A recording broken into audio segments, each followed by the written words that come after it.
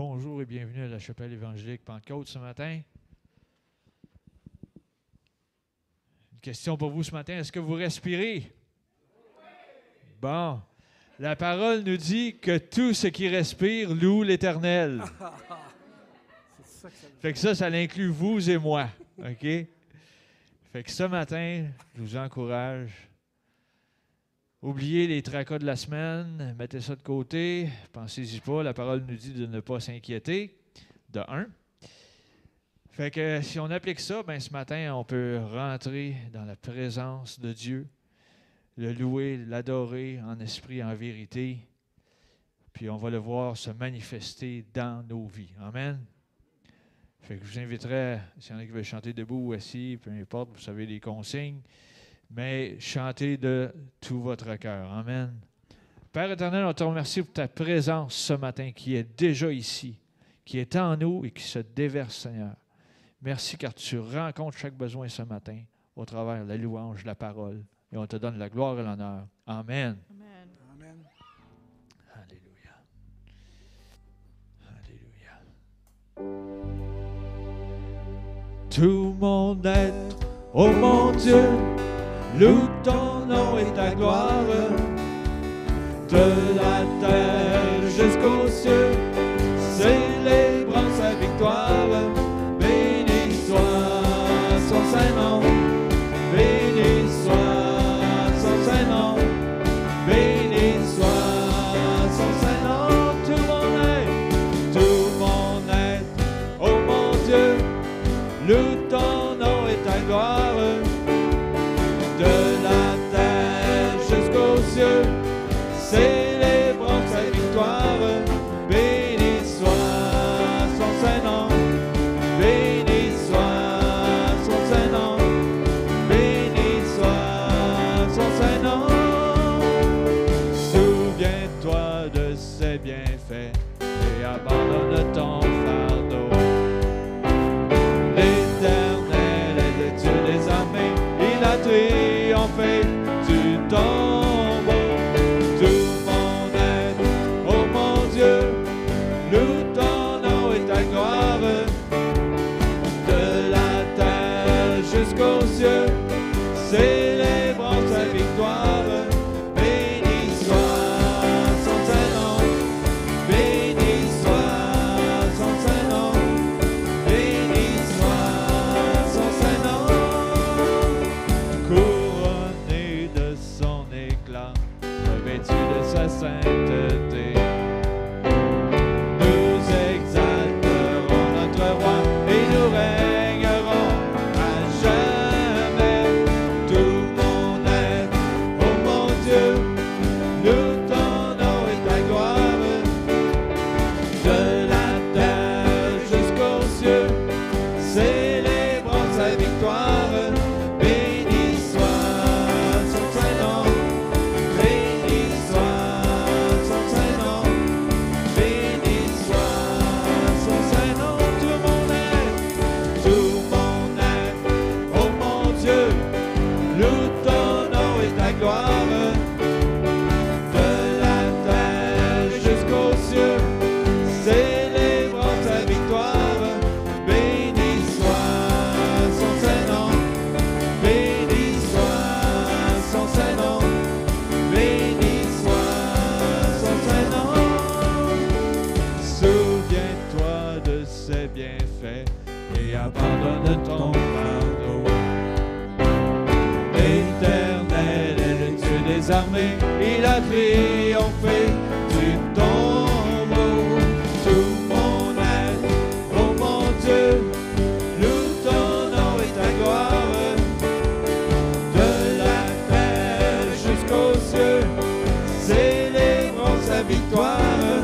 Béni soit son saint nom, béni soit son saint nom, béni soit son saint nom. Tout mon être,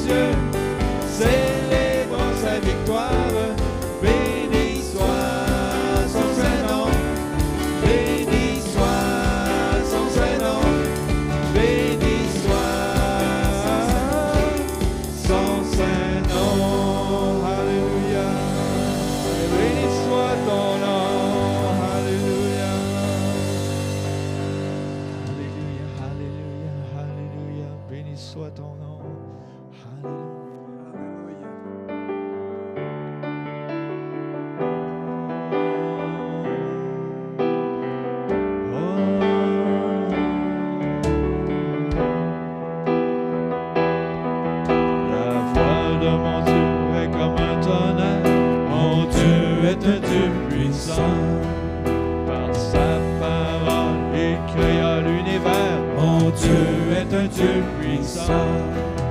Les eaux se figent selon ses directives. Il change la rosée, il disperse la nuée. Son souffle produit l'évolution des nations. Mon Dieu est un Dieu puissant. Mon Dieu est un Dieu puissant. Il règne du haut des cieux avec amour et sagesse. Mon Dieu est un Dieu puissant. Mon Dieu est un Dieu puissant. Il règne du haut des cieux avec amour et sagesse. Mon Dieu est un Dieu puissant. La voix de mon Dieu est comme un éclair. Mon Dieu est un Dieu puissant. Par sa parole, il créa l'univers. Mon Dieu est un Dieu puissant. Il insuffle à la vie à l'homme par son esprit. Il se rit de la peur, chasse toutes les terreurs. Orné de fierté, d'éclat de majesté. Mon Dieu est un Dieu puissant. Mon Dieu est un Dieu puissant. Il règne du haut des cieux avec amour et sagesse. Mon Dieu est un Dieu puissant. Mon Dieu est un Dieu puissant. Il règne du haut des cieux avec amour et sagesse. Mon Dieu est un Dieu puissant. La voix de mon Dieu est comme un tonnerre. Mon Dieu est un Dieu puissant. Par sa parole, il créa l'univers. Mon Dieu est un Dieu puissant. Les eaux se figent selon ses directives. Il change la rosée, il disperse la nuée. Son souffle produit l'évolution des nations. Mon Dieu est un Dieu puissant. Mon Dieu est un Dieu puissant. Il règne du haut des cieux avec amour et sagesse. Mon Dieu est un Dieu puissant. Mon Dieu est un Dieu puissant. Il règne du haut des cieux avec amour et sagesse. Mon Dieu est un Dieu puissant. La voix de mon Dieu est comme un éclair. Mon Dieu est un Dieu puissant. Par sa parole, il créa l'univers. Mon Dieu est un Dieu puissant. Il insuffle à la vie à l'homme par son esprit. Il se rit de la peur, chasse toutes les terreurs. Orné de fierté, d'éclat de majesté. Mon Dieu est un Dieu puissant. Mon Dieu est un Dieu puissant. Il règne du haut des cieux avec amour et sagesse. Mon Dieu est un Dieu puissant. Mon Dieu est un Dieu puissant. Il règne du haut des cieux avec amour et sagesse. Mon Dieu est un Dieu puissant. Mon Dieu est un Dieu puissant. Il règne du haut des cieux avec amour et sagesse. Mon Dieu est un Dieu. Proclamez-le ce matin. Mon Dieu est un Dieu puissant. Il règne du haut des cieux avec amour et sagesse. Mon Dieu est un Dieu puissant.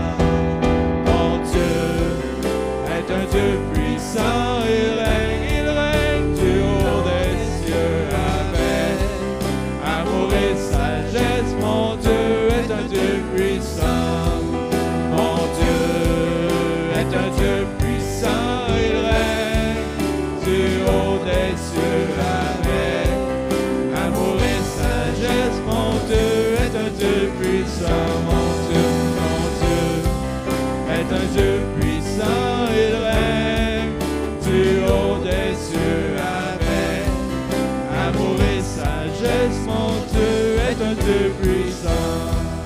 Mon Dieu est un Dieu puissant, il règne du haut des cieux avec amour et sagesse. Mon Dieu est un Dieu puissant. Mon Dieu est un Dieu puissant, il règne du haut des cieux avec amour et sagesse. Mon Dieu est un Dieu puissant. Alléluia, alléluia. Oui, mon Dieu est un Dieu puissant. Alléluia. Tu es puissant, oh Dieu. Alléluia. Alléluia.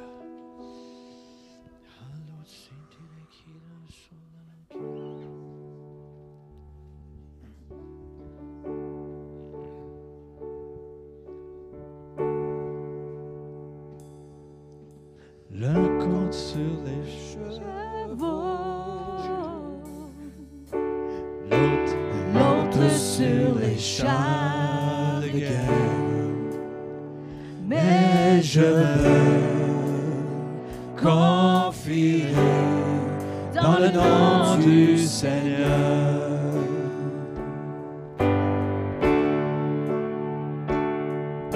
Certains dans le richesse,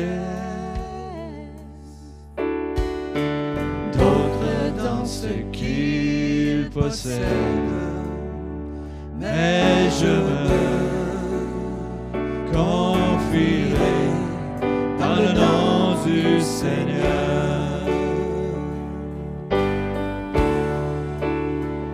Il y a puissance du Saint-Esprit, puissance pour les miracles, puissance pour acheter, puissance dans le nom, résurrection et vie, puissance pour libérer, puissance dans le nom de Jésus.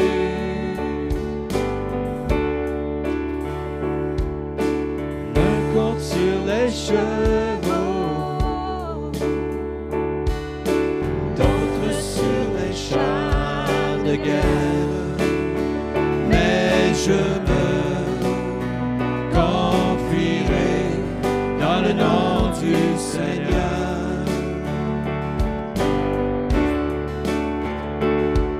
Certains dans le richesse, d'autres dans ce qu'ils possèdent, mais je me confierai dans le nom du Seigneur.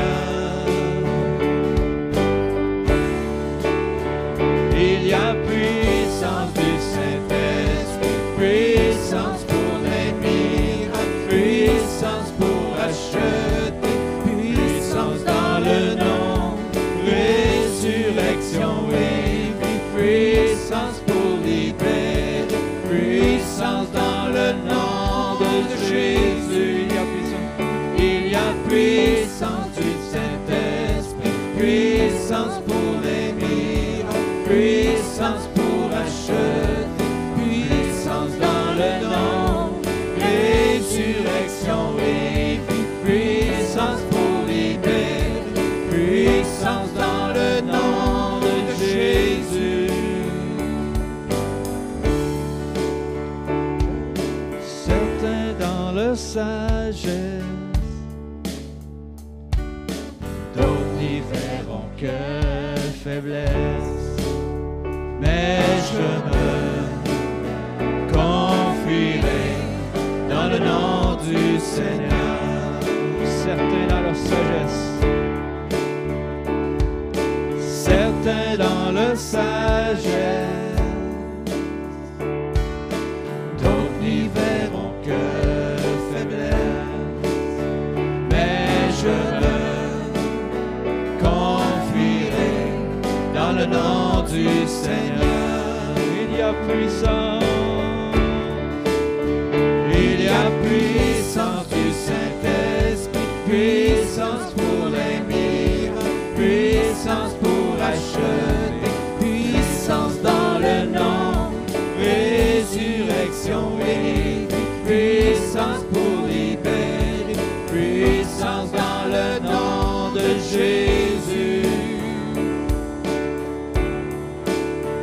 Je lève les yeux vers les monts, les montagnes élevées. Tu es, d'où vient mon secours? Je lève les yeux vers celui qui a fait ciel et terre. Tu es, d'où vient mon secours? Je lève les yeux vers les monts, les montagnes élevées. Tu es, d'où vient mon secours? Je lève les yeux vers celui qui a fait ciel et terre. Tu es,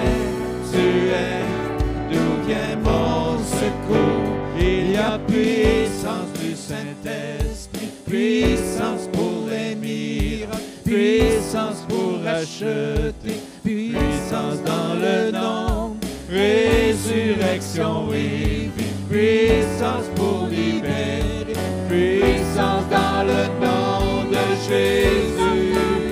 Il y a puissance du Saint-Esprit, puissance pour les miracles, puissance pour racheter, puissance dans le nom, résurrection et vie, puissance pour libérer, puissance dans le nom de Jésus. Je lève les yeux vers les monts, les montagnes élevées. Tu es, d'où vient mon secours? Alléluia. Tu es d'où vient mon secours? Alléluia. Oui, je lève mes yeux vers toi. Alléluia. Alléluia. Oh Jesus. Tu es d'où vient mon secours. Je lève mes yeux vers toi. Tu agis.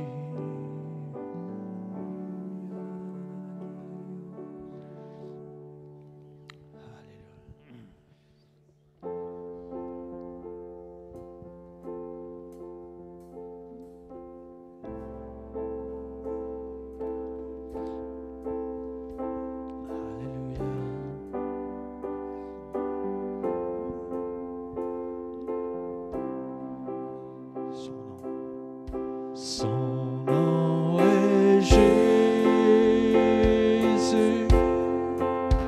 précieux Jésus, le Tout-Puissant, roi de mon cœur, roi de gloire. Son nom est Jésus, précieux Jésus, le Tout-Puissant, roi de mon cœur, roi de gloire. Qui est ce roi de gloire, qui me poursuit de son amour? Quand je l'entends me parler, ces mots ne sont que douceur. De moi il s'est approché, il a su me pardonner. Qui est ce roi de gloire, qui s'est offert pour moi? Qui est ce roi des anges, le prince de la paix, révélant son alliance à qui saura l'écouter? De lui je veux m'approcher dans son intimité. Qui est ce roi de gloire, l'éternel des armées? Son nom est Jésus,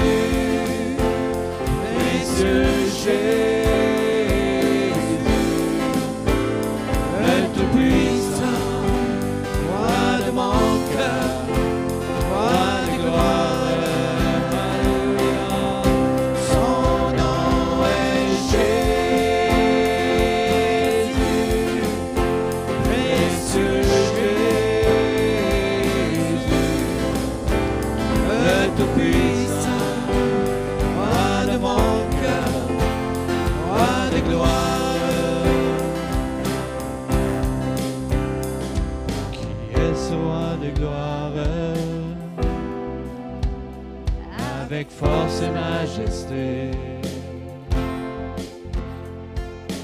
rempli de sagesse, tu es le roi de grâce, Dieu de toute la terre, créateur de l'univers, tu es ce roi de gloire, tu es tout pour moi. Son nom est Jésus, précieux Jésus, le Tout-Puissant, roi de mon cœur, roi de gloire. Son nom est Jésus, précieux Jésus, le Tout-Puissant, ô roi de mon cœur, roi de gloire. Son nom est Jésus, précieux Jésus, le Tout-Puissant, roi de mon cœur, roi de gloire. Son nom est Jésus, précieux Jésus, le Tout-Puissant, roi de mon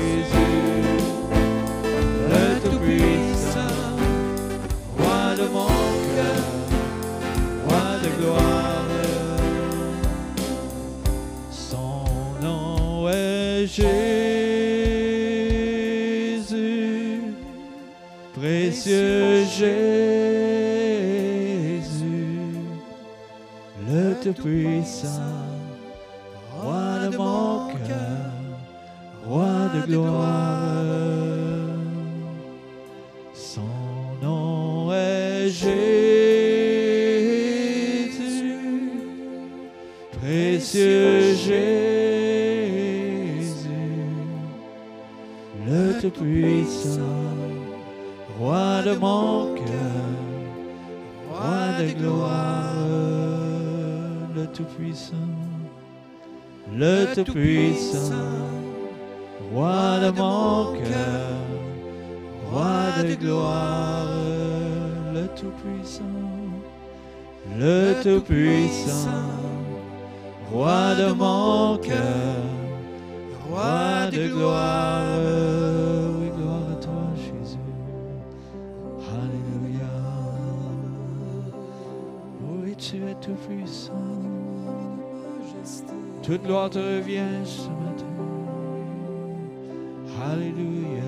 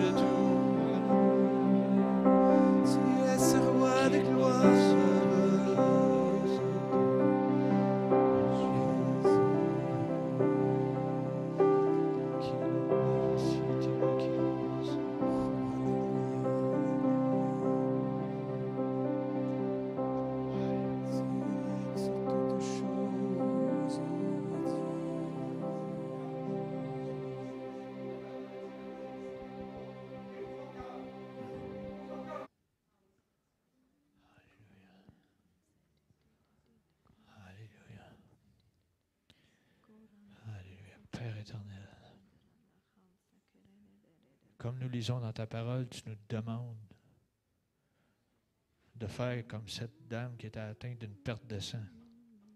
Cette dame disait, si je peux seulement toucher le bord de son vêtement, je serai guéri.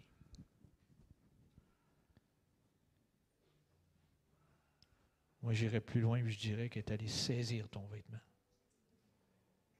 Elle est allée saisir sa guérison. Et Père, tu nous demandes de faire cela ce matin, d'aller saisir ce qui nous appartient, d'aller le prendre. De ne pas se préoccuper de ce que les autres disent, mais d'aller prendre ce qui nous revient. Aide-nous à le faire. Peu importe la situation, puis dans chaque situation, aide-nous à le faire, de saisir ton vêtement et de voir ta gloire. Parce que ta parole nous dit qu'immédiatement après, Jésus s'est retourné, il a dit, qui m'a touché? Il a reconnu qu'il y avait quelque chose qui était sorti de lui. Aide-nous à se saisir de ta parole comme cela, Seigneur. Et ce matin, on te donne gloire et honneur qui t'est dû. On te remercie pour ta présence dans ce lieu. Dans le nom de Jésus. Amen. Amen. Alléluia. Alléluia. Alléluia. Ouh. C'est bon sa présence ce matin. Wow. Alléluia. Alléluia. Alléluia. Alléluia.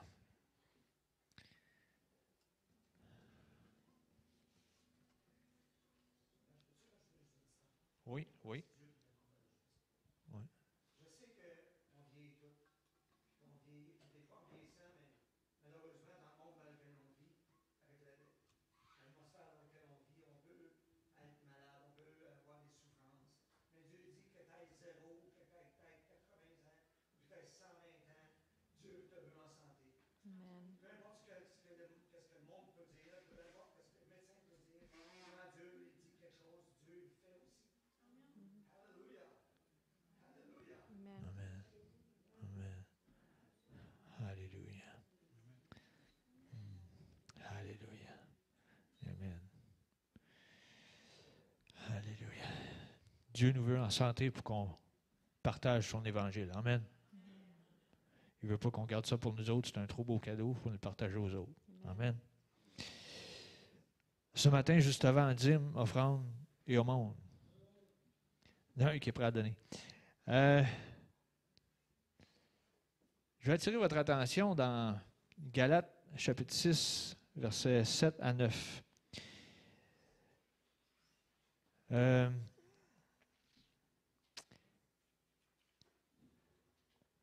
J'imagine que plusieurs d'entre vous avez peut-être, certains qui sont plus horticulteurs que d'autres, vous avez peut-être semé des choses au printemps, puis on tombe dans la saison de la récolte depuis à peu près un mois et quart, un mois et demi. Il y a encore des récoltes qui sont plus tardives, qui sont à venir, etc. Mais Galates 6, la deuxième partie du verset 7, ça dit « Ce qu'un homme aura semé, il le moissonnera aussi. » Puis comme j'ai déjà partagé au début au printemps, quand je parlais de la semence, si tu sèmes des carottes, tu vas récolter des carottes. Si tu sèmes des tomates, tu vas récolter des tomates. Si tu sèmes des patates, tu vas récolter des patates. Si tu sèmes le bien autour de toi, tu vas récolter le bien autour de toi. Si tu sèmes la bisbille, tu vas récolter la bisbille. C'est pareil, là, ça marche. Que ce soit quelque chose de bon ou mauvais, tu vas le récolter. Si tu sèmes des finances, tu vas récolter des finances. Il y en a qui disent « Ah, on fait rien que parler de finances. » Non. C'est un principe de la parole. Il faut l'appliquer. Mathématiques divines versus mathématiques logiques de ce monde, c'est deux mondes bien différents. Il y en a une qui dit que tu vas arriver avec moins, puis l'autre dit essaie d'en avoir plus, puis vole-le aux autres pour en avoir plus. Tu sais. C'est pas ça que c'est pas le même que ça marche. Tu donnes ce qui revient à Dieu, puis c'est lui qui prend soin de toi. Amen. La parole, si vous n'êtes pas sûr, allez voir dans Matthieu 6, 33, c'est lui qui prend soin des oiseaux du ciel. Il ne permet même pas qu'il y en ait un qui tombe sans que lui, regarde, c'est comme, attends une minute, là. S'il se préoccupe d'un oiseau, tu vaux plus cher qu'un oiseau. Pourquoi? Parce qu'il t'a racheté. Il t'a racheté à un grand prix. Il a donné son fils, son unique. Puis ce matin, je vous le dis, ce que tu sèmes, tu le moissonnes. Là, il y en a qui, en tout cas, il ne faut peut-être pas aller là, en tout cas. Ils disent, je sème cette semaine, je vais récolter la semaine prochaine. Ça marche-tu dans ton jardin, ça? Non. Il y a un processus entre les deux. Fait que des fois, tu peux. Puis il y a même, je vais plus loin, là. Ceux qui sont plus habitués à l'horticulture, tout ça, certains arbres fruitiers qui donnent du fruit aux 2 ans. Tu vas dire, oh, c'est pas instantané, hein? C'est aux 2 ans. Ah, OK. Le principe est là. Le principe est là. Tu sèmes, tu vas récolter. OK? Fait que ce matin,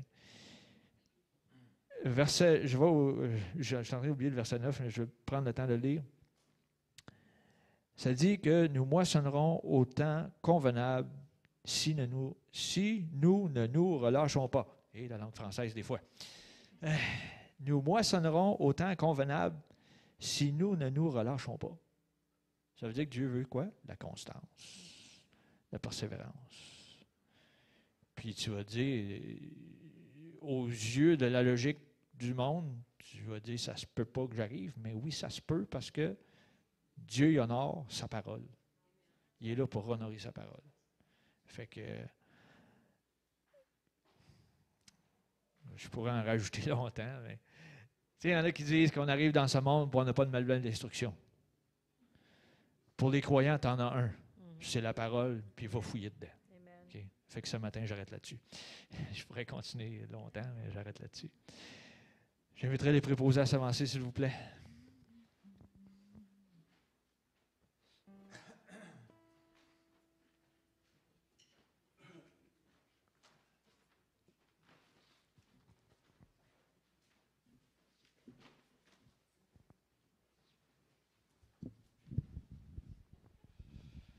On aimerait Yves de rendre grâce pour l'abondance.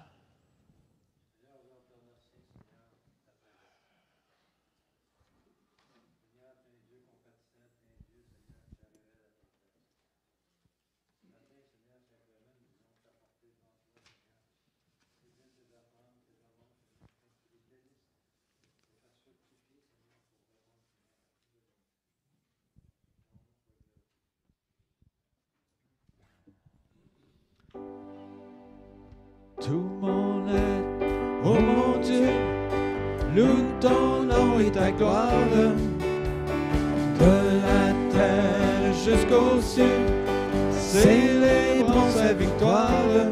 Béni soit son saint nom, béni soit son saint nom, béni soit son saint nom. Souviens-toi de ses bienfaits et abandonne ton fardeau. L'Éternel est le Dieu des armées, il a triomphé du tombeau. Tout mon être, oh mon Dieu, loue ton nom et ta gloire, de la terre jusqu'aux cieux, célébrons sa victoire. Béni soit son saint nom, béni soit son saint nom, béni soit son saint nom. Alléluia. Alléluia. Alléluia. Alléluia. On va poursuivre avec quelques annonces ce matin. J'ai encore oublié d'annoncer pendant les offrandes les façons de donner. Si vous êtes en salle, vous pouvez les donner directement sur place. Ou sinon, il y en a qui préfèrent le faire par transfert bancaire, CEP, granbdon. En tout cas, je ne me souviens plus de l'adresse, là, mais CEP, granbdon, @outlook.com. Bon.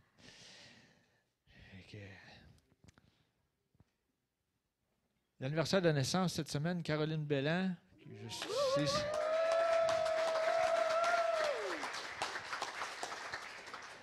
C'est rare qu'elle est en haut, d'habitude elle est en bas. Tania Lachance n'est pas ici ce matin non plus. Fait que... Les mercredis soirs, les soirées paroles et prières, 19h ici même à la chapelle, avec on suit un petit cours en même temps, et par la suite, les requêtes de prière. Il y a 3 façons aussi de remettre vos requêtes de prière, avec la petite boîte à l'arrière, avec le papier, et ensuite, soit par courriel ou par téléphone à Pasteur Joël. Les vendredis soirs, la jeunesse, 19h, 19h30? 19h30? OK. Ah, OK, c'est beau.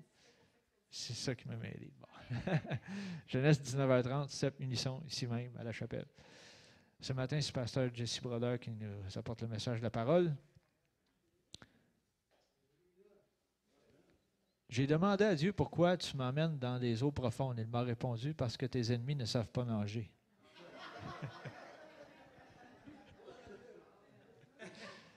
Ben, dans les eaux profondes, c'est là que l'armée d'Égypte a été anéantie. Il faut s'en rappeler. Joël. Je n'ai jamais entendu celle-là. Amen. Merci Seigneur. Alors, bonjour à tous. Ce matin, on va prendre la communion ou le repas du Seigneur. Donc, je vais demander à Yves et Monique de s'avancer, s'il vous plaît. Et on va distribuer les éléments. Donc, le repas du Seigneur, ça nous dit de s'examiner. En réalité, je ne vais pas devancer Jessie parce que Jessie va en parler ce matin. J'ai un petit scoop. S'examiner, ça veut dire qu'il faut qu'on réalise qu'est-ce qu'on fait. Okay? Donc, on sait ce que ça représente, mais pourquoi que Jésus nous demande de s'en souvenir? C'est important pour lui qu'on se souvienne qu'il a pris nos péchés et qu'il y a une nouvelle alliance d'instaurer. Il veut qu'on s'en souvienne. Et c'est ça, grosso modo, ce qu'on fait quand on prend la communion. Donc, on va bénir les éléments, et Monique et Yves vont les distribuer. Seigneur, on te remercie, Seigneur, pour ces éléments qui représentent ton corps, Seigneur, que tu as pris ton péché sur notre corps, Seigneur, pour nous, Seigneur. Merci pour ton sang, Seigneur, qui a inauguré, Seigneur, la nouvelle alliance en ton sang, Seigneur. Merci, Seigneur, parce que nous avons la rédemption des péchés, Seigneur, et tout ce que ça comprend, comme Luc disait, la guérison, tout vient avec ça. Merci, Seigneur Jésus. Amen.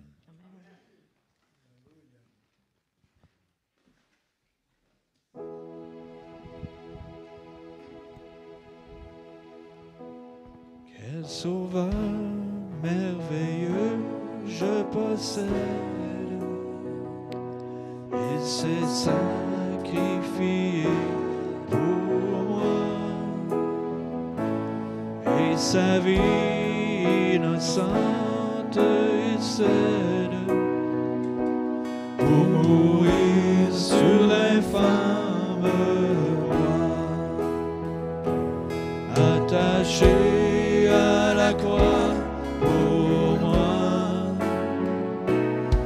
attaché à la croix pour moi, il a pris mon péché, il m'a délivré, attaché à la croix pour moi.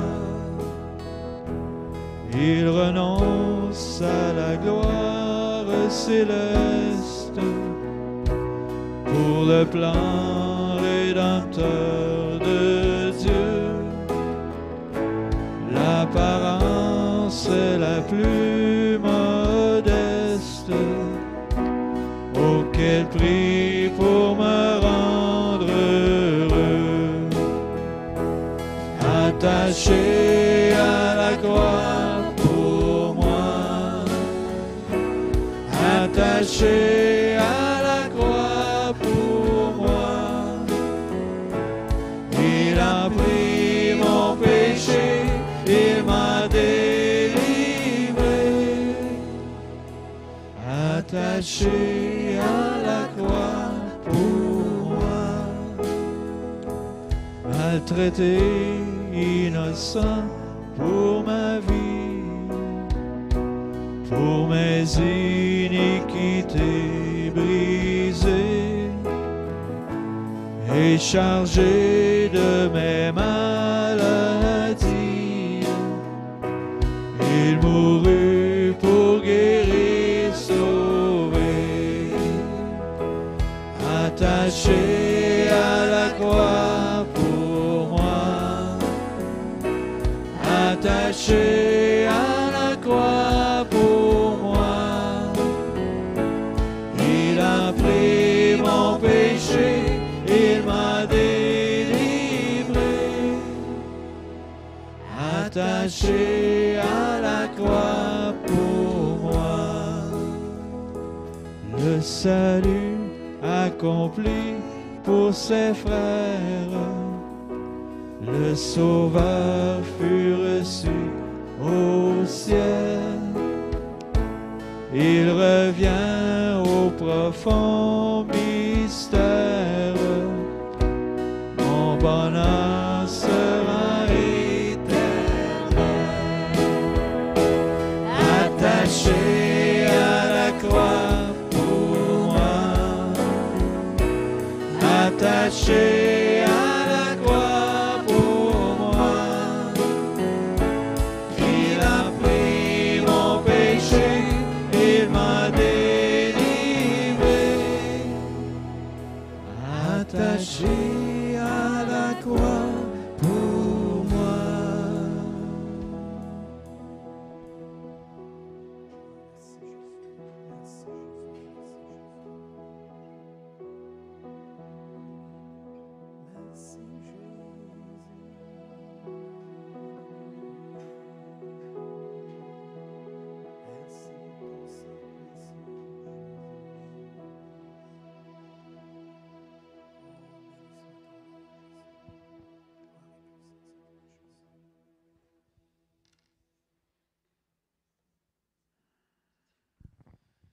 Amen. Oui, c'est un temps solennel, je suis d'accord, mais c'est aussi, si on réalise vraiment ce qu'on fait, là, c'est un moment heureux. Parce que c'est une bonne nouvelle. Amen. C'est vraiment une bonne nouvelle. Et souvent, on le prend vraiment d'une manière sérieuse. Et c'est correct de prendre ça sérieusement, mais dans le sens qu'il faut réaliser qu'est-ce qu'on fait. On reconnaît ce que Jésus a fait pour nous. Et c'est énorme. Donc, on ne pourra pas assez réaliser à quel point c'est grand ce que Jésus a fait pour nous. Amen. Amen. Alors, on s'en va dans 1 Corinthiens 11 et au verset 23. Et Paul, il nous dit, vous savez, oui, on le prend dans 1 Corinthiens, mais Matthieu en parle, Marc en parle, Luc en parle. C'est la même chose. Donc, les trois évangiles en parlent. Jean n'en parle pas. Paul en parle. Donc, je pense que c'est important. Si ça serait une fois dans la Bible, c'est important. Mais là, 4 fois, je pense que c'est important. Amen. Fait qu'on va lire 1 Corinthiens 11, verset 23. Puis Paul, il nous dit, « Car j'ai reçu du Seigneur ce que je vous ai enseigné, c'est que le Seigneur Jésus, dans la nuit où il fut livré, prit du pain, et après avoir rendu grâce, le rompit, et dit, « Ceci est mon corps qui est rompu pour vous. Faites ceci en mémoire de moi. » Alors, prenons-en tous.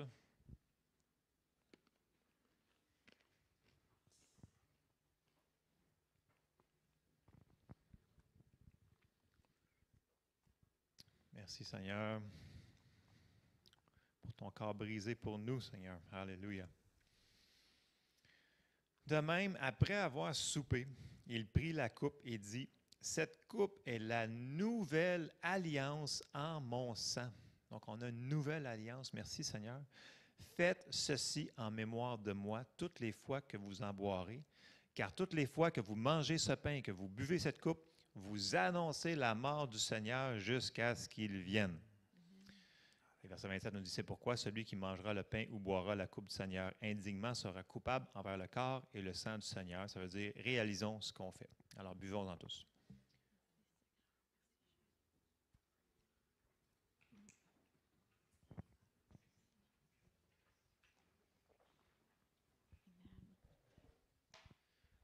Amen. Merci, Seigneur, pour tout ce que tu as fait pour nous, Seigneur, ton grand sacrifice.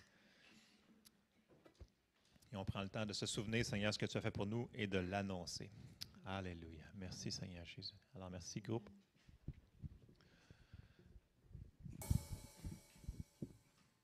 Alors, Donald a fait les annonces, fait que je pense que je vais pouvoir m'éclipser très bientôt. Juste un petit... excusez. Juste une petite parenthèse. Les mercredis soirs, n'oublions pas, c'est de 7h à 9h, donc de 19h à 21h, donc ceux-là qui sont là.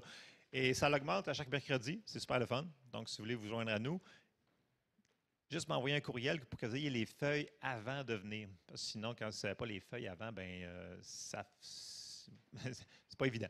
Donc, juste me donner, si vous êtes là, de me demander les feuilles pour les mercredis soirs. Alors, ce n'est pas moi qui enseigne ce matin, alors je vais céder la place à Jessie, qui va venir nous apporter la parole de Dieu.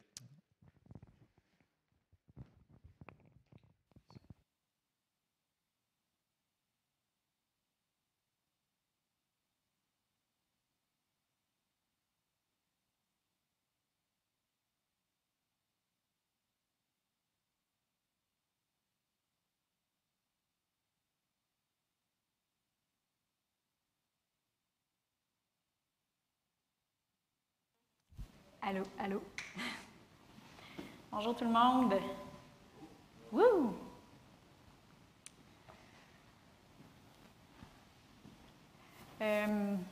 Luc a mentionné quelques paroles de connaissance ce matin.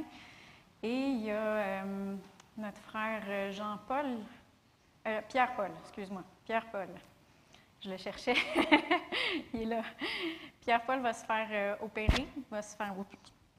Pas habitué avec les micros. Il va se faire opérer, il va se faire changer la batterie de son pacemaker, puis aussi passer une coronarographie pour ses artères coronaires. Donc, on va prier. On va s'accorder ensemble, on va prier pour lui. Puis il y a aussi Pierre qui va passer un examen demain. Donc, on va prier pour eux.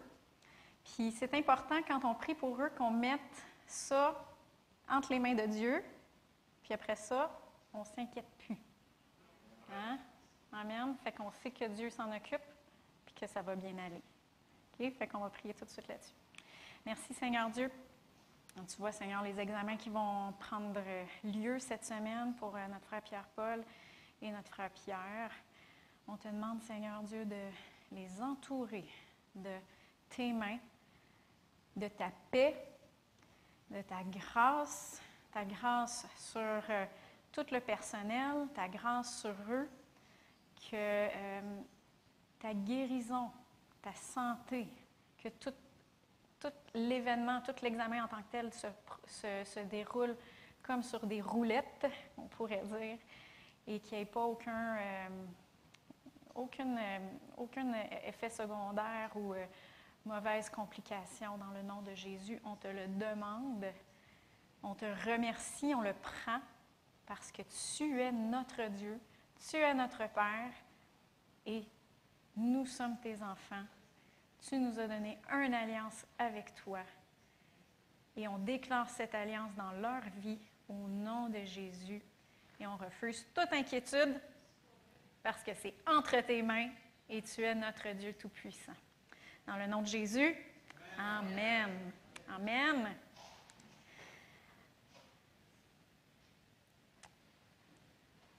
Mais je vais juste retrouver sur mon téléphone.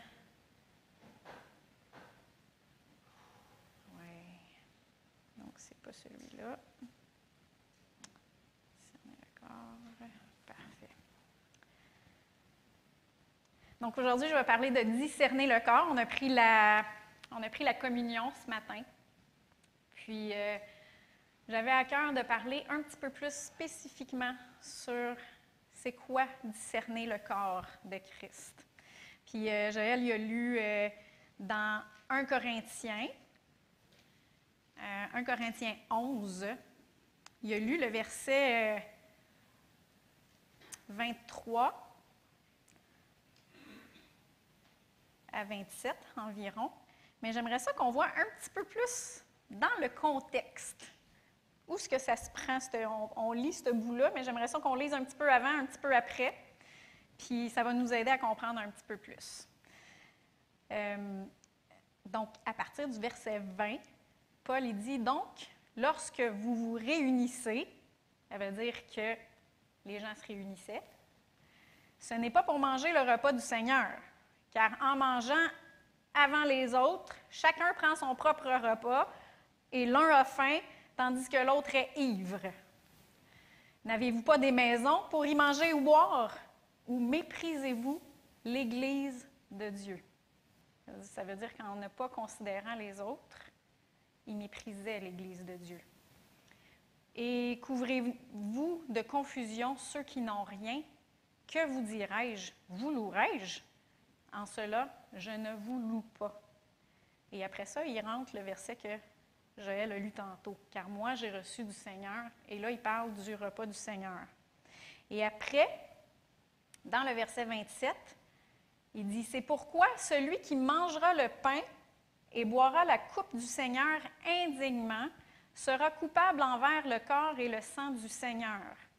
Que chacun donc s'examine soi-même et qu'ainsi il mange du pain et boive de la coupe. Car celui qui mange et boit sans discerner le corps du Seigneur mange et boit un jugement contre lui-même. C'est pour cela qu'il y a parmi vous beaucoup de malades et d'infirmes, et qu'un assez grand nombre sont décédés. Si nous nous jugions nous-mêmes, nous ne serions pas jugés, mais par ces jugements, le Seigneur nous corrige afin que nous ne soyons pas condamnés avec le monde.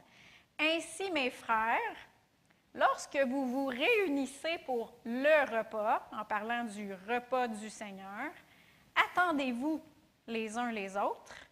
Si quelqu'un a faim, qu'il mange chez lui avant, afin de ne pas vous réunir pour attirer un jugement sur vous. Fait qu'on voit ici que manger le pain et boire de la coupe du Seigneur indignement, c'est de manger et boire sans discerner le corps du Seigneur. Okay, tu sais, des fois, on se dit, c'est quoi manger indignement?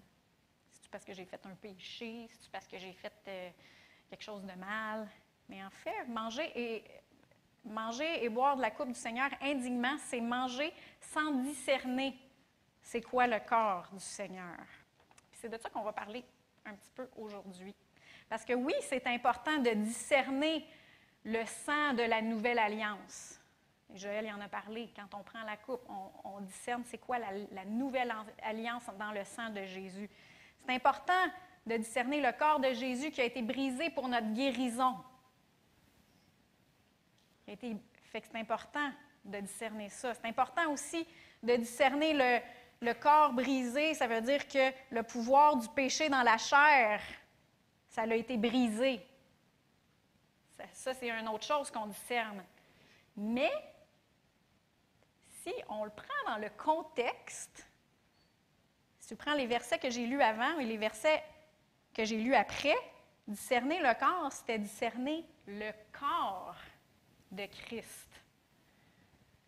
Le corps de Christ, nos frères et nos sœurs dans le Seigneur. Parce que là, il y en a qui venaient à l'Église, il y en a qui avaient faim, puis il y en a d'autres qui étaient sous.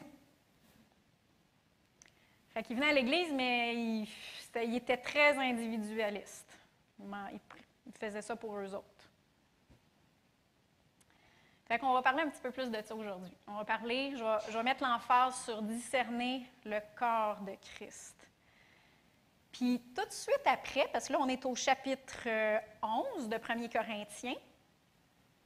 Si on va tout de suite après, dans le chapitre 12, c'est le chapitre des dons spirituels. Je ne sais pas s'il y en a qui se souviennent de ça, les chapitres des 9 dons spirituels.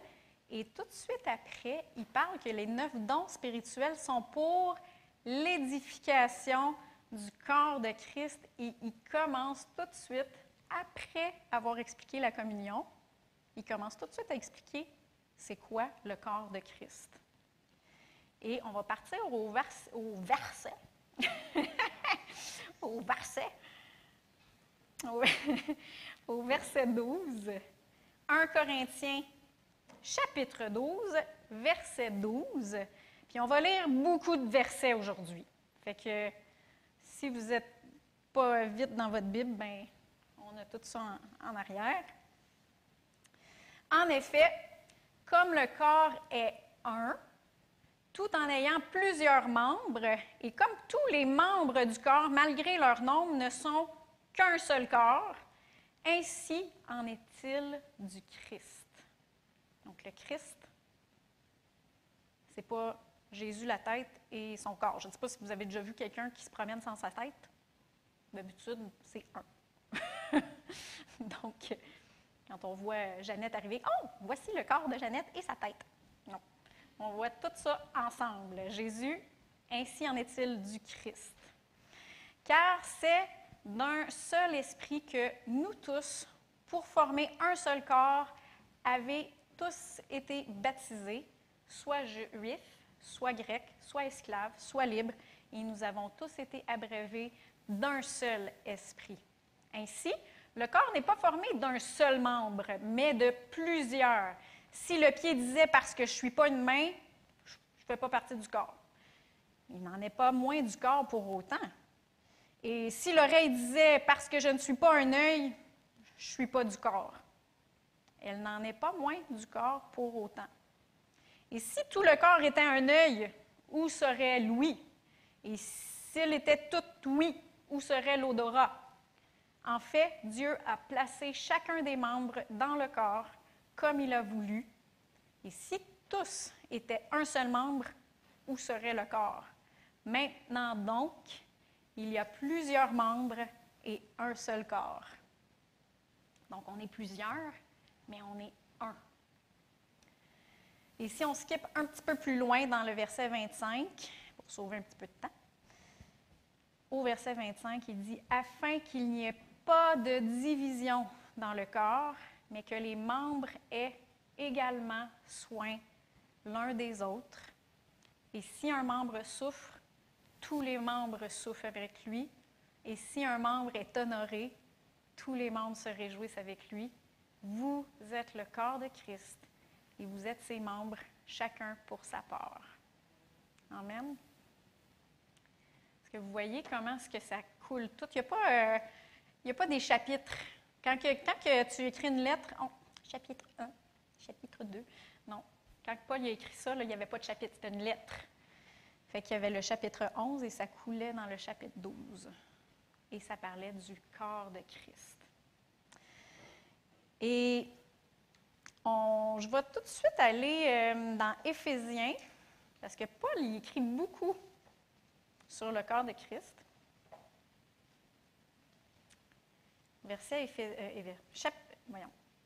Lettre aux Éphésiens. Et moi, tous les versets que j'ai mis en arrière, ce n'est pas dans la Louis II, mais c'est dans la nouvelle version second révisée. Donc, des fois, c'est un langage un petit peu plus facile à comprendre.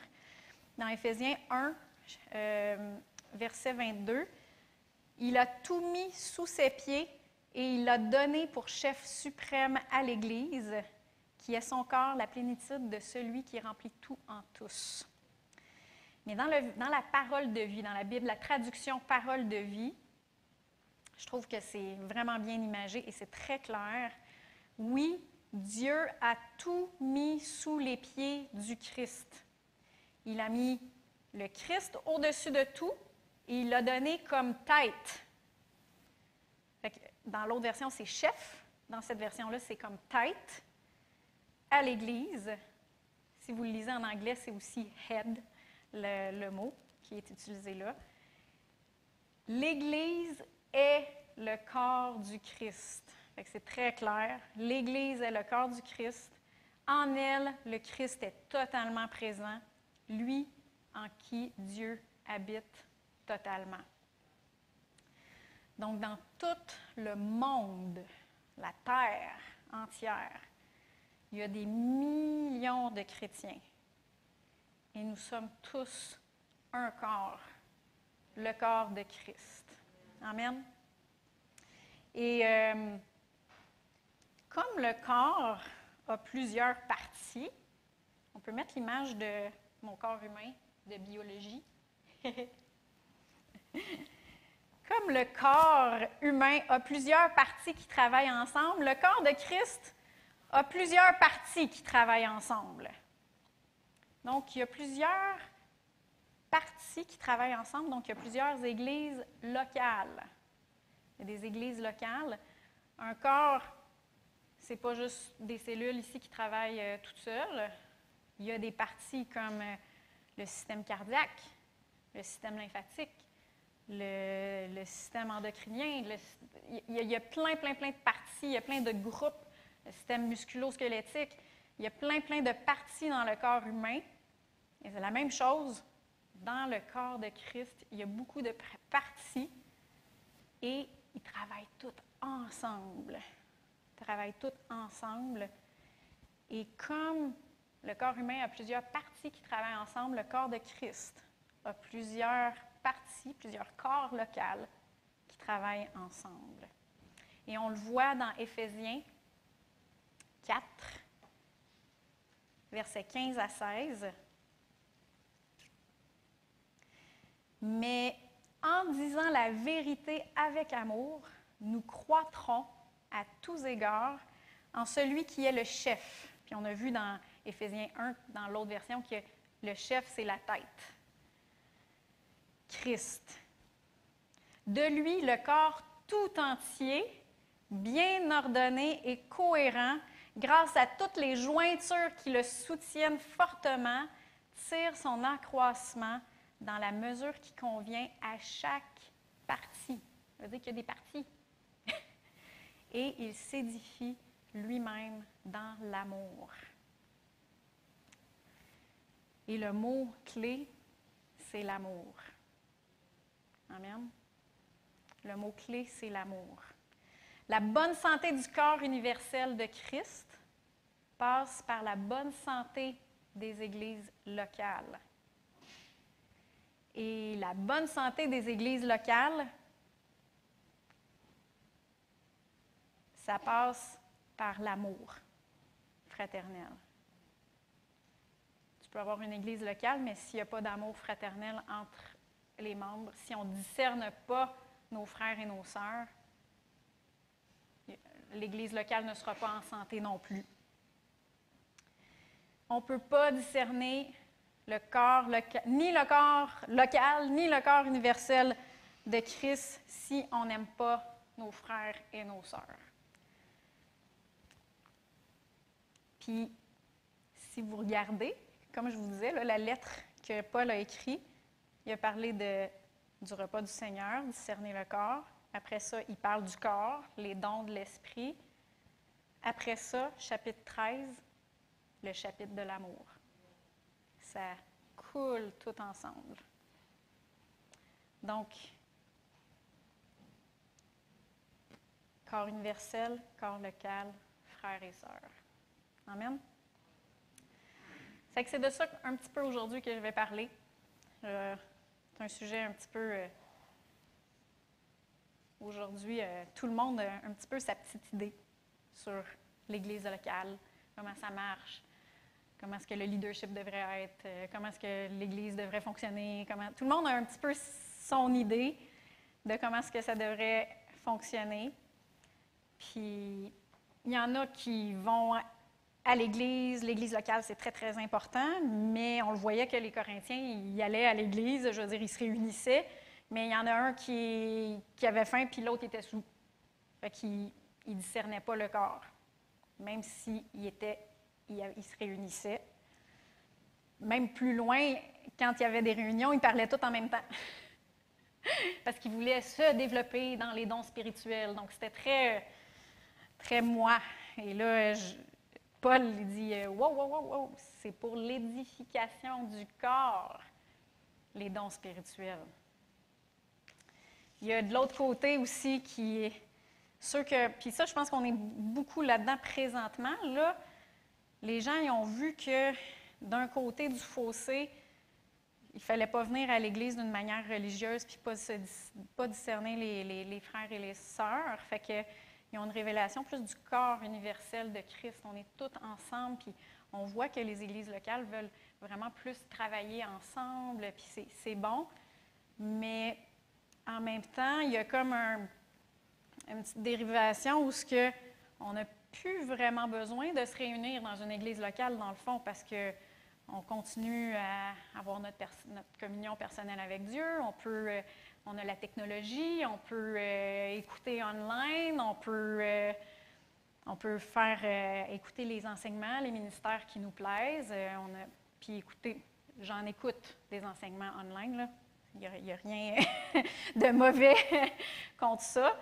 Mais on voit que l'Église locale, se réunir ensemble a beaucoup...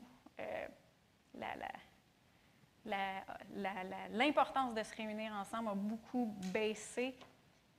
Et il y a plusieurs raisons. Il y en a des bonnes. Il y en a vraiment des bonnes. Je ne dis pas qu'il y a surtout avec la pandémie là, qui se passe aujourd'hui, etc. Fait qu'il y a des fois qu'on a été obligés de regarder online, puis ça a été la manière de survie des églises. Mais on voit que dans l'Église des Actes, ils se réunissaient. Ils se réunissaient. Et il y a aussi d'autres gens qui sont désillusionnés, le mot par rapport à l'Église locale, parce qu'ils ont vu des choses horribles qui se sont passées dans l'Église, des abus de pouvoir, de contrôle, des divisions, des fraudes, des abus sexuels, de la performance, de la compétition. Ils ont vu toutes sortes d'affaires dans l'Église locale. Fait que, on est tout un corps, on reste à la maison, on écoute les enseignements, c'est plus facile, c'est plus sécuritaire. On va parler de ça un peu aujourd'hui. Puis je comprends tout ça. Je comprends tout ça. Mais c'est facile de dire j'aime Dieu, puis j'aime mes frères et mes sœurs dans le Seigneur. C'est plus facile de dire ça quand on ne les voit pas. Quand on est à la messe. C'est plus facile de dire j'aime mes frères et mes sœurs quand on ne les voit pas.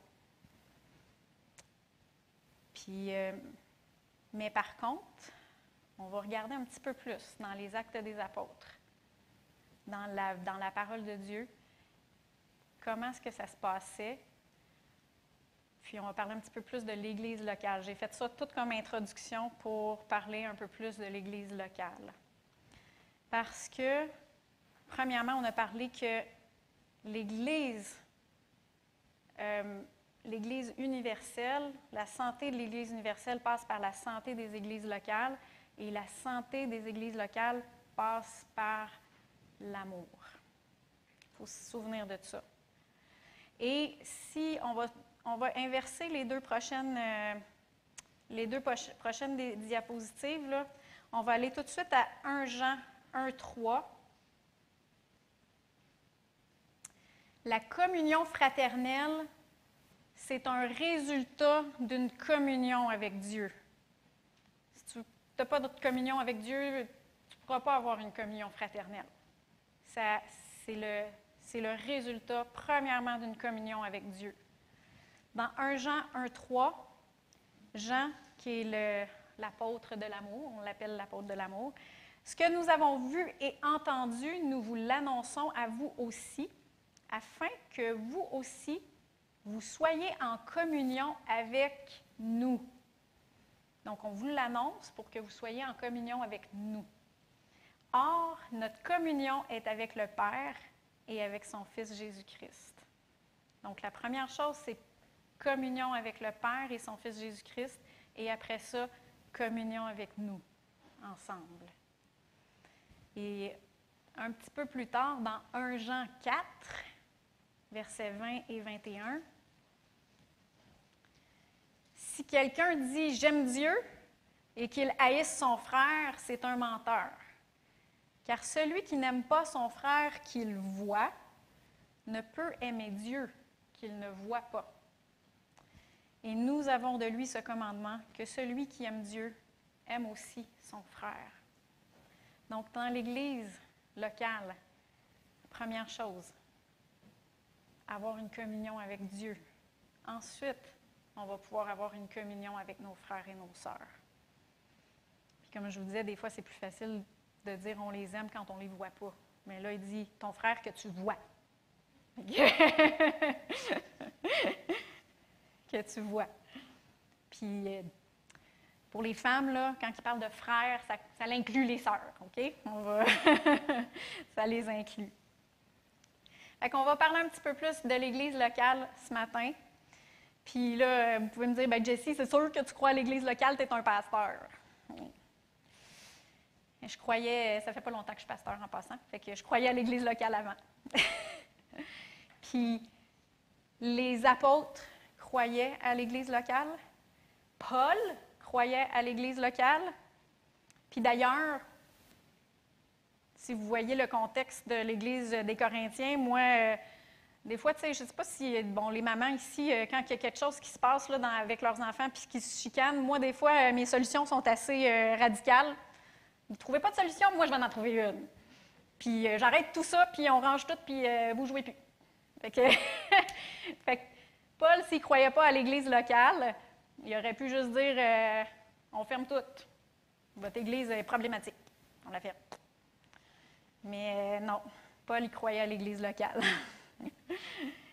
Fait qu'il les a coachés pour que ça fonctionne bien, pour qu'ils apprennent à se discerner l'un l'autre, à discerner puis à marcher dans l'amour fraternel. Fait qu'on va aller un petit peu plus dans le mot « Église », parce que si vous savez, là, le mot « Église », c'est un mot grec qui n'a juste pas été traduit. C'est un mot qui a juste été francisé. C'est le mot « ecclésia ». Puis il y a juste comme, ils ont juste dit « oh, c'est Église ». Mais dans le fond, ce mot-là, « Église », le vrai mot, c'est « assemblée ». Si tu le traduis, le mot « Église », c'est « assemblée ». Donc, à chaque fois que vous voyez le mot « Église » dans le Nouveau Testament, vous pouvez remplacer le mot par « assemblée ». Et « assemblée », c'est quoi? C'est ça. C'est un groupe de personnes qui est assemblé. Puis, on voit que le mot « assemblée » est utilisé, oui, au singulier pour le corps de Christ universel, mais c'est écrit aussi beaucoup au pluriel. Donc, les églises. Ça veut dire qu'il y a des églises locales. Et nous voyons le mot au pluriel au travers de tout le Nouveau Testament. Puis je vais vous donner juste rapidement quelques petites références comme ça, juste pour que vous voyez qu'il y avait des églises locales, puis que le mot était utilisé aussi au pluriel. Donc, Acte 15, 40 et 41. Paul choisit Silas et partit, recommandé par les frères à la grâce du Seigneur. Il traversa la Syrie et la Sicilie en affermissant les assemblées, les églises. Acte 16, 5. Les églises se fortifiaient dans la foi et augmentaient en nombre de jour en jour. C'est-à-dire qu'il y avait des églises locales. Romains 16, chapitre 16, versets 3 et 5. Saluez Prisca et Aquilas, qui sont aussi Priscilla et Aquilas, mes compagnons d'œuvre en Christ Jésus, qui ont exposé leur tête pour sauver ma vie. Et ce n'est pas moi seul qui leur rend grâce, ce sont encore toutes les églises des païens. Saluez aussi l'Église qui est dans leur maison.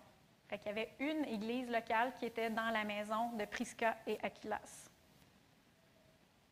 Et finalement, on a aussi 1 Corinthiens 16 et 19 qui dit un petit peu la même chose, sauf que là, à la place d'être chez Aquilas et Prisca, il est ailleurs, puis là, il salue l'église qui est dans la maison il est dans une autre localisation.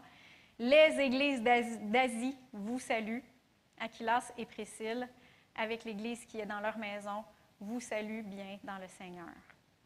Et Jésus lui-même, dans l'Apocalypse, il parle aux églises. Puis il y avait des églises en Asie, il y en avait 7. Puis je sais qu'ils sont aussi représentatifs, sont prophétiques. Là, il y a toute une étude là-dessus. Mais à ce moment-là, il y avait vraiment 7 églises qui étaient toutes en même temps. Et dans Apocalypse 1,4, c'est écrit « Jean, aux 7 églises qui sont en Asie, que la grâce et la paix vous soient données de la part de celui qui est, qui était et qui vient. » Donc, on voit partout, à partir des actes, on voit partout des exemples de l'Église de Christ, du corps universel de Christ, mais on voit aussi des exemples des églises locales. Et c'est ça. Fait qu'aujourd'hui, je vais vous parler un petit peu des églises locales, comme je dis depuis tantôt. Mais je vais parler particulièrement, à quoi ça sert l'Église locale, puis c'est quoi qu'on doit retrouver dans l'Église locale. Puis quand que je dis ça, je ne dis pas ça pour vous taper ses doigts. Vous devrez venir à l'Église. Pas ça du tout. c'est pas ça du tout. Je fais juste vous remémorer c'est quoi une Église locale, à quoi ça sert. Parce que je veux mettre de la foi dans vos cœurs pour que vous puissiez discerner vos frères et vos sœurs, puis que quand vous veniez, vous sachiez qu'est-ce qui se passe, puis que vous mettiez votre foi en action dans l'Église locale pour que, justement, cet amour-là puisse édifier le corps. Amen? Amen. Fait que la première chose, le premier point, on va voir 3 points. 3 points qui se passe dans une église locale. Puis on va mettre l'image de l'équipe de hockey. C'est quoi une église locale? Puis je vais mettre l'équipe de hockey parce que Caro, à un moment donné, elle avait parlé qu'elle cherchait une église locale, puis elle, pour elle, c'était comme une équipe de hockey. Fait qu'il y a des choses qu'on peut faire une comparaison dans l'église locale comme dans une équipe de hockey. Il y en a ceux qui aiment les Canadiens ou une autre équipe, là? Hey, vous êtes Québécois?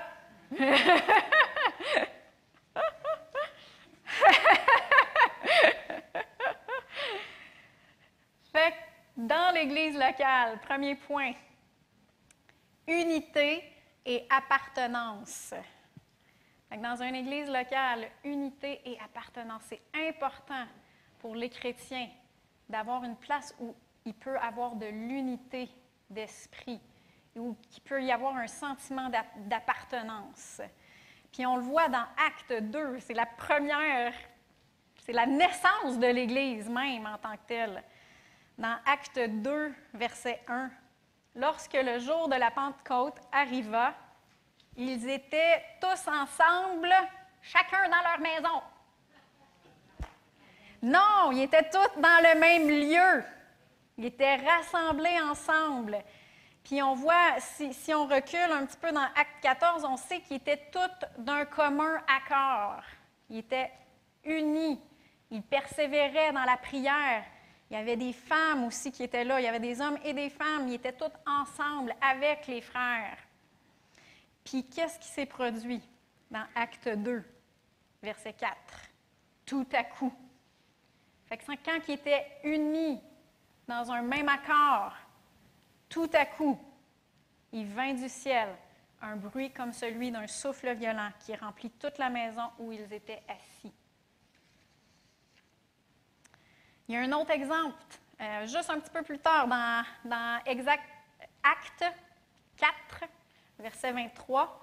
Et là, il venait juste de se faire menacer. Je pense qu'il s'était fait battre aussi, là, je ne suis pas certaine, mais les disciples, les apôtres, ils s'étaient fait menacer de ne plus prêcher au nom de Jésus, puis de ne plus enseigner dans ce nom-là. Ils s'étaient fait menacer et je pense aussi qu'ils s'étaient fait battre. Et qu'est-ce qu'ils ont fait? Après avoir été relâchés, ils allaient vers les leurs. Sentiment d'appartenance. Ils allaient vers les leurs. Et ils racontèrent tout ce que les principaux sacrificateurs et les anciens leur avaient dit. Et ils ont commencé à prier ensemble. Et dans verset 31, ça dit « Quand ils eurent prié, le lieu où ils étaient assemblés. » Ça veut dire qu'ils étaient dans un même lieu.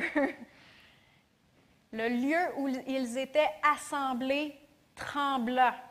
Et ils furent tous remplis du Saint-Esprit et ils annonçaient la parole de Dieu avec assurance.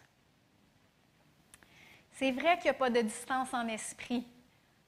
Hein? Fait que des fois, on ne peut pas. Comme pendant la pandémie, on ne pouvait pas se rassembler.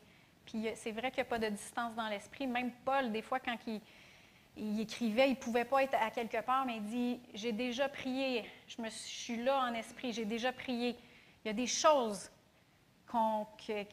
qu'il faut qu'on fasse, même si on est en distance. Mais il y a d'autres choses qu'il faut qu'on fasse rassembler. Et c'est important. Quand on peut être là, puis qu'on sait que notre place, c'est là, avec notre assemblée, il faut y être. Il faut y être. Il y a d'autres temps où, mettons que, on sent que c'est, peut-être avec la pandémie ou quelque chose du genre, là, que c'était pas sécuritaire, etc. Il faut être dirigé, il faut y aller avec notre jugeote, il faut y aller avec le bon sens et aussi la direction du Saint-Esprit. Mais si on sait que notre place, c'est là, on va manquer quelque chose. On va manquer quelque chose si on n'y est pas. Et la dernière chose pour ce point-là, Acte 11, versets 25 à 26. Barnabas partit ensuite pour Tarse afin de chercher Saul. Et après l'avoir trouvé, il le conduisit à Antioche. Et pendant une année entière, ils participèrent aux réunions de l'Église. Tiens donc, il y avait des réunions, comme nous autres. Ils participèrent aux réunions de l'Église et enseignèrent une foule assez nombreuse. Et ce fut à Antioche que pour la première fois, les disciples furent appelés chrétiens. Que vraiment, il y avait une unité, il y avait un sentiment d'appartenance. Donc, premier point. Deuxième point, communication et édification. Donc, dans l'Église locale, il y a de la communication et il y a de l'édification. Et quand je parle de communication, je ne parle pas juste de communiquer de l'information. Savez-vous qu'on peut communiquer bien plus que juste de l'information? On peut communiquer de l'amour, on peut communiquer du feu, de la passion, on peut communiquer de la foi. Ça se communique, ça, la foi. Du côté négatif, l'amertume, le chiolage, ça se communique aussi. C'est des choses qui se communiquent. C'est de ça que je parle quand on parle de communication. Je ne parle pas juste de transmettre de l'information. Puis on va voir le premier verset dans Romains. Je trouve tellement que c'est un beau verset pour illustrer ça. Est-ce que la bouteille-là, elle n'a pas été ouverte, hein, Donald? Correct? Je peux m'en prendre.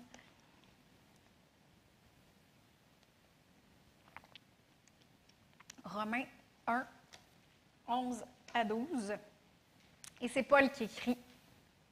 Il dit « Car je désire vivement vous voir ». Là, il écrit une lettre, il est distancé des Romains, des chrétiens qui sont à Rome. « Je désire vivement vous voir pour vous communiquer quelques dons spirituels afin que vous soyez affermis. Ou plutôt, afin que chez vous, nous soyons encouragés ensemble par la foi qui nous est commune, à vous et à moi. » Ça veut dire que dans le corps de Christ, il y a une communication qui n'est pas juste à un sens. Paul, il veut communiquer des dons spirituels pour les édifier, mais il veut aussi être encouragé par l'Église qui est là, par les gens qui vont être là, par leur foi. Fait qu'il y a une communication comme ça, mais il y a aussi une communication comme ça, puis il y a une communication tout ensemble. Est-ce que ça se peut qu'il y ait quelqu'un qui est à terre, qui rentre ici, et que par la foi qui est ici, il soit encouragé, puis qu'il fasse « Je suis capable de le recevoir ». À la maison, il n'était pas capable de le recevoir. Il était trop à bout, il était trop découragé. Est-ce que ça se peut que parmi les frères et les sœurs, à cause de la foi qui est commune, ils soient encouragés? Est-ce que ça se peut qu'ils ne se sentent pas importants chez eux, puis qu'ils rentrent dans l'Église locale, et à cause de l'amour qui est communiqué, ils se sentent aimés? Amen. Donc, il y a une communication dans l'Église locale. Il y a une édification. Et on le voit dans l'Église des Actes. Ils communiquaient de la foi, ils communiquaient de l'amour. Ils étaient extrêmement généreux. Il y avait beaucoup de générosité, même dans l'Église de Jérusalem. Ils vendaient toutes leurs propriétés, puis ils mettaient tout ça dans un melting pot, puis ils distribuaient ça tout comme ça dans l'Église de Jérusalem. Puis c'était pas je suis pauvre, fait que va vendre ta propriété, puis donne-moi-la. C'était pas ça du tout. Il n'y avait pas personne qui tirait. Ils le faisaient de bon cœur. Ils sentaient que c'était la direction qu'il fallait qu'ils prennent, puis ils le faisaient de bon cœur, spontanément. Puis il n'y avait pas aucun... S'ils voulaient le garder, ils le gardaient. Puis s'ils voulaient le faire, ils le faisaient, mais de manière spontanée. Il y avait une générosité dans l'Église. Puis, on voit que les corps locaux, ils travaillaient tous ensemble parce que des fois, il y avait une Église qui faisait une offrande pour l'autre Église qui était dans le trouble. Fait qu'ils travaillaient ensemble pour l'édification du corps universel de Christ. Dans Hébreux 10, fameux verset que tout le monde connaît, mais on le voit dans l'angle de la communication. Hébreux 10, 24 à 25. Veillons les uns sur les autres pour nous inciter à l'amour. C'est la communication dans l'Église locale et aux œuvres bonnes. Et c'est-tu une performance genre moi je fais plus d'œuvres bonnes que toi, fait que vas-y, je veux t'inciter. Non, ça n'a pas du tout rapport. C'est un encouragement et c'est une communication. N'abandonnons pas notre assemblée. C'est Église, c'est le mot pour Église. N'abandonnons pas notre assemblée comme c'est la coutume de quelques-uns, mais exhortons-nous mutuellement, et cela d'autant plus que vous voyez le jour s'approcher. Et moi, je vois ça comme une braise. Vous avez sûrement déjà entendu la fameuse exemple. Une braise qui est parmi d'autres braises, elle va rester chaude beaucoup plus longtemps. La braise qui est toute seule dans son coin, elle va s'éteindre pas mal plus vite. C'est ça la communication et l'édification. C'est pas d'un sens, c'est de plusieurs sens.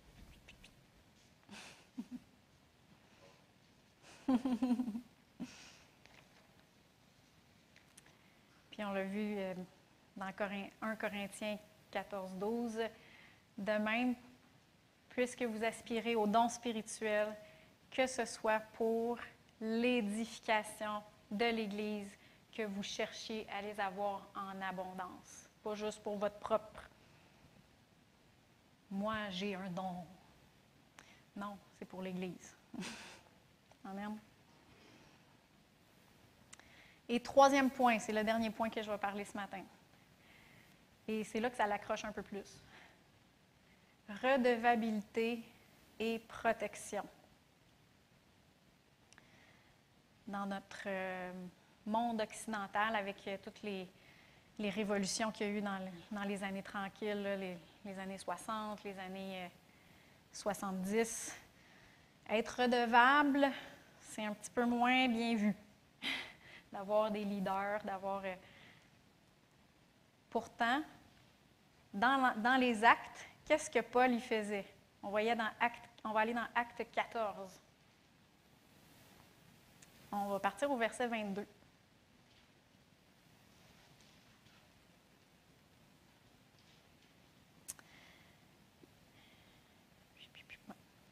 Il affermissait l'âme des disciples, les exhortait à demeurer dans la foi et disait, c'est par beaucoup de tribulations qu'il nous faut entrer dans le royaume de Dieu. Ils firent nommer pour eux des anciens dans chaque église et après avoir prié et jeûné, ils les recommandèrent au Seigneur en qui ils avaient cru. Fait que dans chaque église, il y avait des anciens. Pourquoi? On va voir. Dans Tite, chapitre 1, verset 5 et verset 7 aussi. Je t'ai laissé en Crète. Fait que là, c'est Paul qui crie à Tite. Je t'ai laissé en Crète afin que tu mettes en ordre ce qui reste à régler et que selon mes instructions, tu établisses des anciens dans chaque ville. Il faut en effet, ça c'est tout de suite après, là on a le verset 5, verset 6, verset 7, fait qu'il parle que tu établisses des anciens dans chaque ville. Il faut en effet que l'évêque soit irréprochable comme intendant de Dieu. Fait que, il parle des anciens, puis après ça, il parle évêque. Et je suis allée dans ma Bible, il y a un glossaire. Si tu cherches le mot ancien puis le mot évêque, ça parle de conducteur, surveillant. Fait que dans chaque église locale, il y avait des anciens. Puis, si je reviens à mon exemple de l'équipe de hockey, ouais, c'est le coach. Les anciens, c'est le coach. Fait que dans chaque église locale, il y avait des anciens, il y avait des coachs. Fait qu'on va parler un petit peu de ça. dans Hébreux 13. Est-ce que, Genèse, qu'est-ce que ça fait là, ça?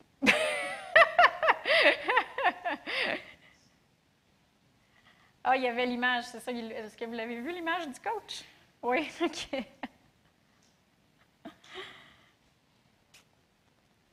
Fait que ces mots-là, ancien, évêque, on les voit dans la manière que Paul y écrit.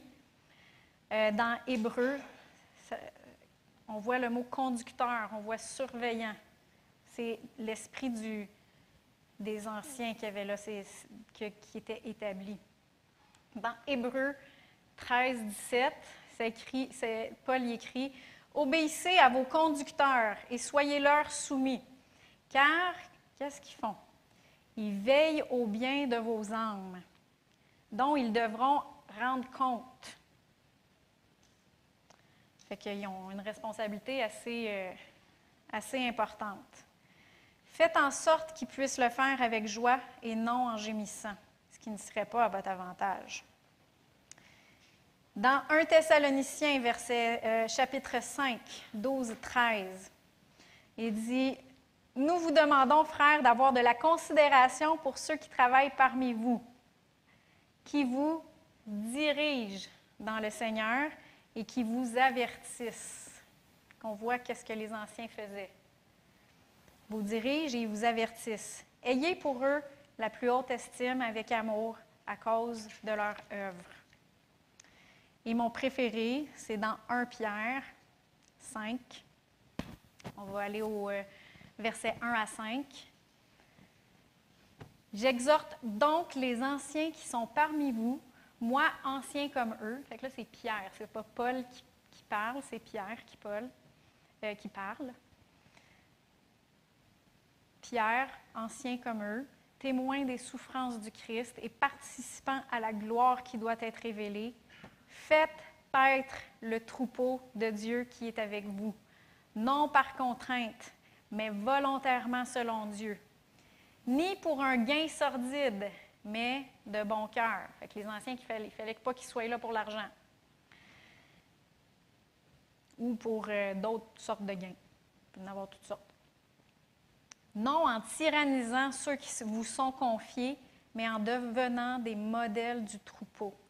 Et lorsque le souverain pasteur paraîtra, qui est Jésus, vous remporterez la couronne incorruptible de gloire. De même, jeunes gens, soyez soumis aux anciens. Fait que l'ancien fait paître le troupeau de Dieu qui est avec lui. Puis pourquoi est-ce que c'est important pour l'Église locale qu'il y ait des anciens? Et je vais juste vous donner quelques exemples, puis ça va vous mettre un peu en contexte. Mettons que Joël, qui prie à toutes les semaines pour savoir exactement c'est quoi le message qu'il a besoin pour vous, les brebis de notre corps local. C'est quoi que vous devez entendre? C'est quoi qui va vous nourrir? C'est quoi qui va vous préparer pour dans 3 semaines? Les choses qui vont arriver. Mais que la personne choisit des occupations différentes ce dimanche matin-là. Et que pendant quelques semaines, elle n'entend pas les prédications que l'ancien, que Joël a prié pour avoir. Et après quelques semaines, il n'a pas écouté les enseignements.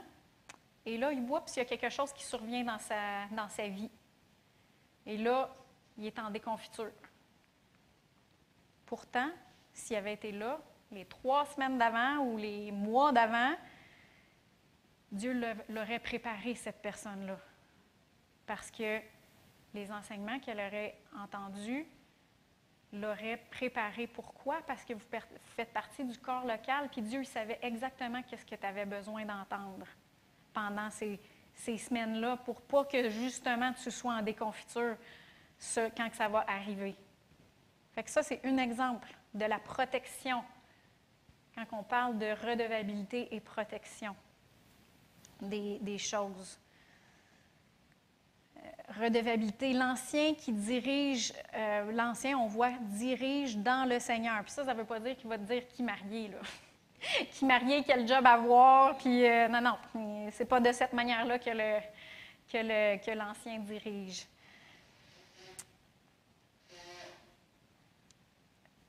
on peut dire, oui, mais la vision de l'Église universelle, c'est de partager l'Évangile puis que les âmes soient sauvées. C'est le salut des âmes. Oui, mais de quelle manière? Puis vers qui est-ce que tu es envoyé? Chaque Église a une vision. Fait que l'Ancien va savoir de quelle direction s'en aller. Quelle direction? Fait que de quelle manière on va aller chercher les gens qui sont dehors? Vers qui est-ce qu'on est appelé? Il y a plein de manières de le faire, puis il y a plusieurs manières, puis ça ne veut pas dire que notre manière, c'est la seule manière qui est bonne. Non! On a besoin de toutes les églises locales, justement parce que toi, tu vas aller chercher telle personne, l'autre église va aller chercher telle personne, puis si on travaille tout ensemble, mais on va faire la grande commission. Amen? Fait que l'Ancien va avoir une vision, puis va diriger l'Assemblée locale dans une direction. Puis, vous savez, des fois, on peut se dire, bien, moi, je suis mature, ça fait plusieurs années que je suis chrétien, je suis un chrétien mature, j'ai plus vraiment besoin d'être redevable à personne, j'ai plus vraiment besoin de protection ou quoi que ce soit. Mais ça, c'est faux, parce que même les anciens devraient être redevables. Et moi, Joël, on a des pasteurs. Puis on a mis des gens autour de nous dans l'Église locale qui peuvent parler dans nos vies. Il y a des gens qui peuvent nous dire des choses, puis on les écoute parce qu'on leur donne de la place, parce qu'on est redevable. Pas parce qu'on est ancien qu'on n'est plus redevable. Donc, peu importe votre maturité, peu importe si vous êtes des nouveaux chrétiens ou des chrétiens de 50 ans, on a tous besoin d'être redevables, puis on a tous besoin de protection. Amen? Amen.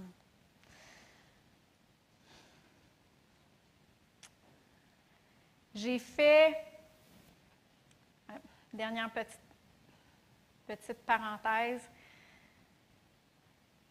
vous allez recevoir de vos conducteurs dans la proportion où vous leur donnerez de la place. Si vous leur donnez beaucoup de place dans votre vie, vous allez recevoir beaucoup d'eux. Si vous ne leur donnez pas beaucoup de place, vous ne recevrez pas beaucoup d'eux.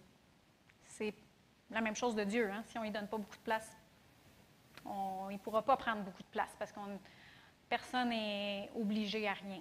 C'est jamais obligatoire. Puis Joël et moi, on croit vraiment au pastorat surnaturel. Fait si jamais vous voulez recevoir des anciens qui sont établis ici, bien, priez pour nous, tirez. Puis on croit, nous autres, au pastorat surnaturel. Ça veut dire que Dieu va nous parler pendant que Joël y prie, tu as à cœur telle personne, ou il y a une parole pour telle personne, une parole de connaissance. On veut ça, nous, pour justement édifier le corps. Puis vous allez remarquer que j'ai fait exprès pour éviter de parler de structure de leadership dans l'Église locale, de comment est-ce que ça... Dans les actes, il y avait juste une église par ville. Ça devrait être comme ça ici, ou ça ne marche pas comme les églises dans l'Ancien Testament, pas dans l'Ancien Testament, mais dans les actes, c'est pas comme ça, la structure dans l'église. J'ai fait exprès de ne pas parler de ça. Pourquoi? Parce que je ne veux pas discuter d'opinion. Puis c'est à côté du point. Si dans une église locale, il y a ces 3 points-là, unité, appartenance, communication, édification, redevabilité et protection, l'Église va être en santé. Amen. Vous allez discerner le corps. Trouver, ça ne veut pas dire que votre place, c'est ici, dans notre Église locale. Il y a des bonnes églises à Granby. On vous le dit, puis on veut travailler ensemble pour le royaume de Dieu. Amen. Mais trouver, c'est qui les vôtres. C'est qui les vôtres. C'est quand ils sont allés vers les leurs. Trouvez les vôtres. Puis, faites partie de cette Église locale-là. Et là, l'Église va grandir. Et on va finir juste par un verset. Jean 13, verset 35. « À ceci, tous connaîtront que vous êtes mes disciples, si vous avez de l'amour les uns pour les autres. » Amen. Amen. Fait que c'est un sujet délicat, mais c'est ce que j'avais à cœur pour vous, pour justement que vous ayez de la foi, pour rafraîchir votre mémoire sur c'est quoi l'Église locale. Puis que c'est pas quelque chose de religieux, c'est pas quelque chose de passé date, mais quelque chose d'actualité. Amen. Amen.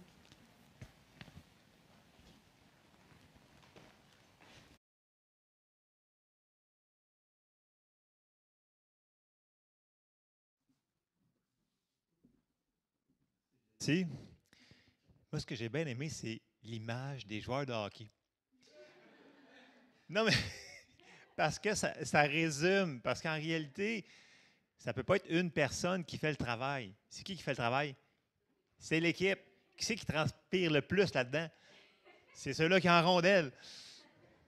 Bon, j'avoue que le coach, il chic pas mal, puis il transpire aussi des fois, là, mais voyez-vous l'image que je trouvais, moi, ça me rappelait ça, c'est que le but, grosso modo, de ceux qui enseignent en avant, c'est d'équiper les joueurs. Parce que c'est les joueurs, c'est tous les joueurs qui font l'équipe. C'est pas la personne en avant. C'est la minorité. OK?